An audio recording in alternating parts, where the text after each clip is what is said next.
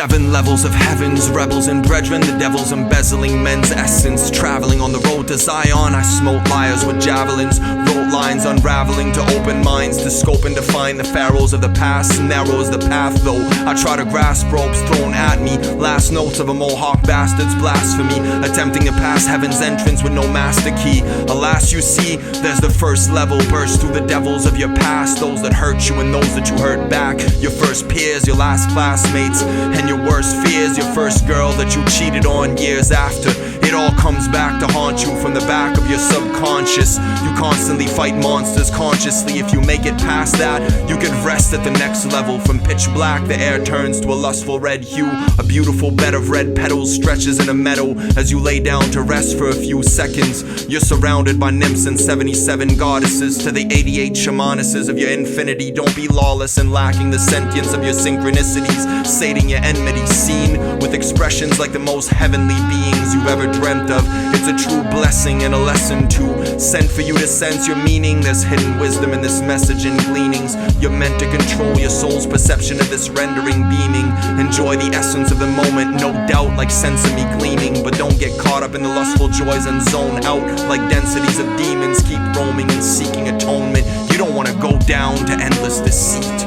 You don't want to go down to endless deceit. Whether you claim to be against this concept or not is straight irrelevance, as long as you revel in hellishness and embezzle children's funds with embellished texts. Relish in this, I could tell you that you'll never be blissful, but that's simply cleverly wishful thinking. I'd rather sink your ship in the Red Sea of the ink I've printed. I'd rather sink your ship in the Red Sea of the ink I've printed. You don't even have the inkling of a clue how I'll beat you black and blue when you flinch till you turn purple, with no other intention than divine purpose. I'll hurt you the same way you hurt those that served you and worked for you, whether it's belittling women by turning them into mimicking strippers or wearing a chain like Kanye. Come on, are you on yay? You're defaming the world's greatest prophets, not to mention those who slaved and died for those diamonds in his optics. Auction it and feed the entire African continent. You need Jesus, but never like Kathy Lee needs Regis. Listen to yourself speaking. Remember the vendors in the temple the next time you teach kids. Flow past this to the beauty of no known vastness, like penmanship seamless. Move past this dubious past lenses to beauteous pastures and the madness of matchless majesty.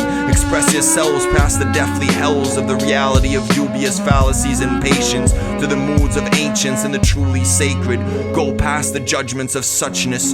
Plunge in without hesitation to the breaths of stupor and super sapience. Move to the truths of the ageless. Move to the truths of the ageless.